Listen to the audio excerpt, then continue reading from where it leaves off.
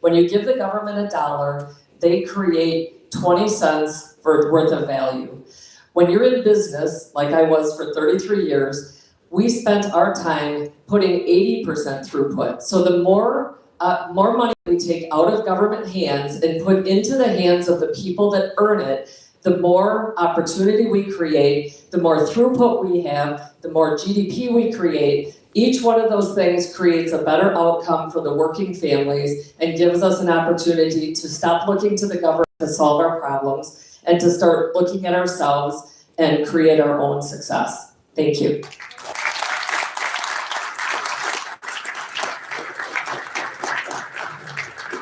Mine is somewhat similar question.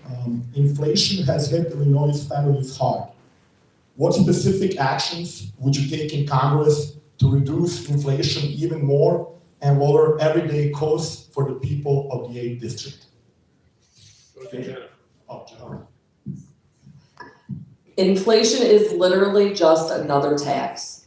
There is no other way to describe it. When the government prints money, they create inflation and they create tax.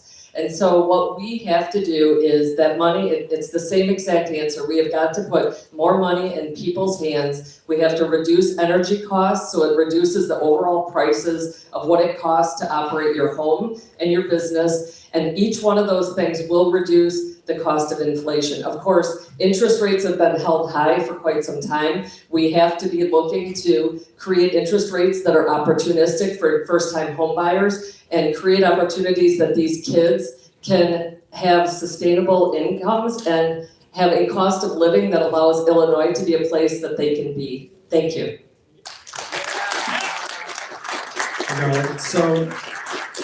So we actually agree on some of this, but guys, think about it when you rent a car.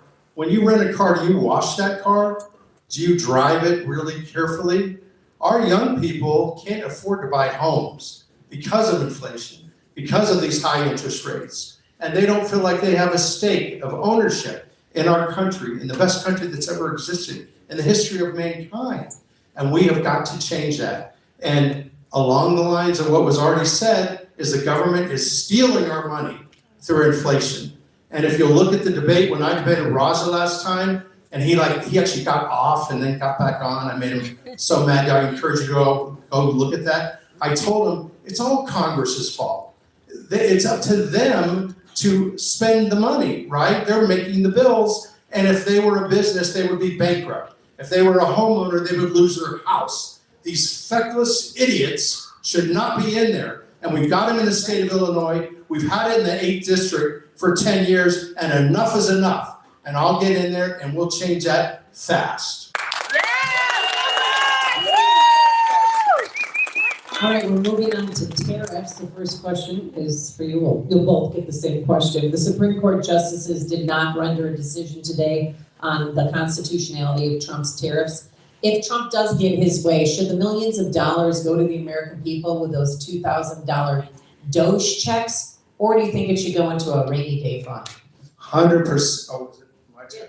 Sorry. Okay. Yeah, 100%. It should go to us. Some of the tariffs are working. Some are a work in progress. God bless Donald Trump for what he's already done and what he's doing. And I will say, I've created a lot of American jobs right here in Illinois. I don't like to brag about myself, but I have a very large company, created a lot of jobs. Some of my employees are sitting in the audience. And I think we should tariff anybody that outsources jobs. And I'll talk to you about that later. But I don't do that. We need to hire American workers to do American jobs, and we need to incentivize them by making sure that we punish them for going outside of our country or bringing illegals in and hiring them, and reward them with tax incentives and other ways for creating American jobs and lowering the costs for everybody.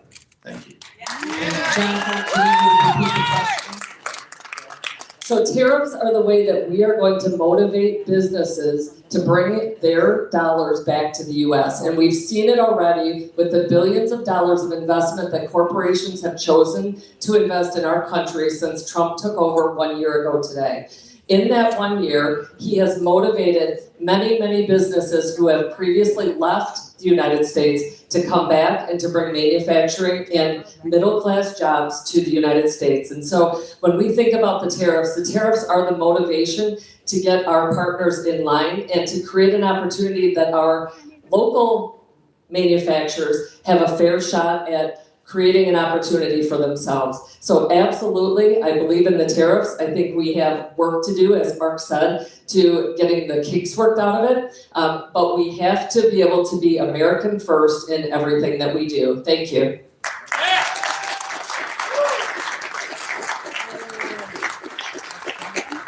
So this goes to you first. What is your position on the use of tariffs to protect American industries and workers? And when do you believe tariffs are an effective tool versus a risk to the broader economy? Thank you for the question. So every time that you make a change, every time you make the decision to put a tariff on, of course, there's a risk. Because the downstream costs of tariffs mean that our costs here are higher. And I think when Trump is putting tariffs in place, what he's doing is thinking futuristically. He's realizing that we have outsourced all of our jobs, all of our manufacturing, and we have made ourselves so dependent on other countries, everything from energy to the chipsets that we're building to the technology that we're using. And right now it is a race in AI. And so as we start to think about the tariffs, we have to be using them strategically to make sure that we are motivating Americans to build American companies and for people throughout the world to do the same. Thank you. Say it one more time if you will. Of course. What is your position on the use of tariffs to protect American industries and workers? And when do you believe tariffs are an effective tool versus a risk to the broader economy?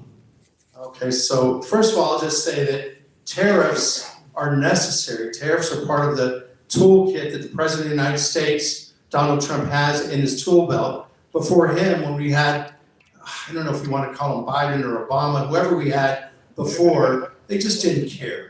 And they were frankly working for our enemies, like the CCP and Russia and others, rather than being America first. And I don't want to attack you, Jen, so I want to be delicate about this, but to be honest, I really am America first. So I've never offshored jobs. And you talk a lot about jobs and creating jobs and how tariffs help jobs, but you also talk about how you yourself outsource a lot of jobs to India. And you know, I don't want to judge you. I'll give you maybe some other time in the debate. You can talk about that, but we need to stop that. We need to create American jobs for America.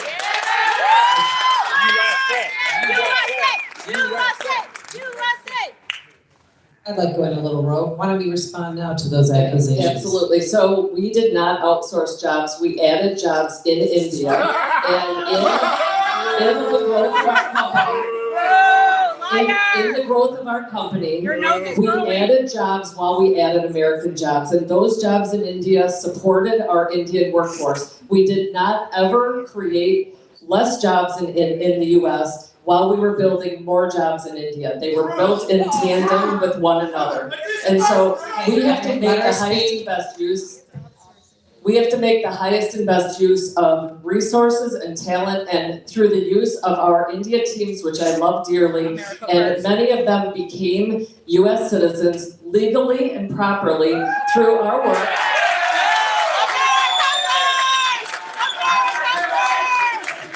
And they became a part of the infrastructure that is paying the taxes and paying the bills to create the kind of America that's built on immigration. So yes, we did build American jobs. We built American jobs through the growth of India. Thank you. We'll come back to this later. The next subject. We're still on tariffs. And this question goes to Mark. Now, Mark, what steps, let's be specific, what steps can Congress take to increase transparency, provide oversight, or pass legislation to shape future tariff policy more effectively?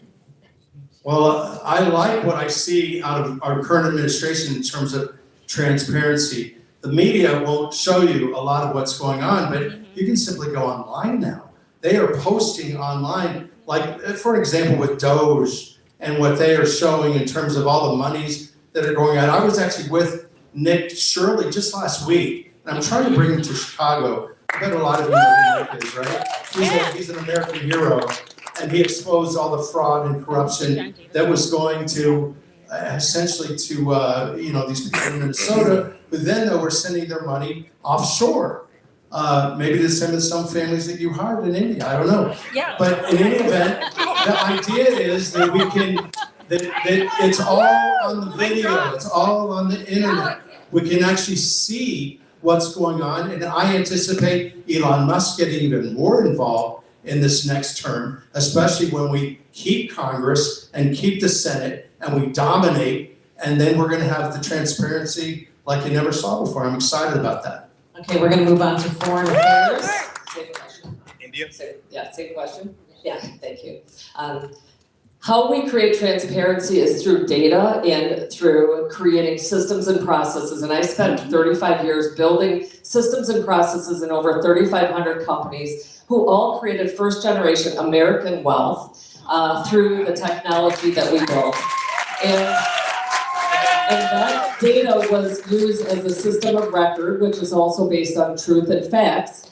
And that information is what we use to create the truth at the federal level. And so what we need to do is create data, systems, and processes that give us that transparency and a connectivity between local, federal, and state governments so that we have true transparency and true pass-through. And in all cases, the easiest way to create transparency is to reduce the size of government.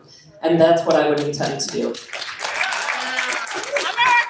Now we're gonna move on to foreign affairs. The first question is for Mark.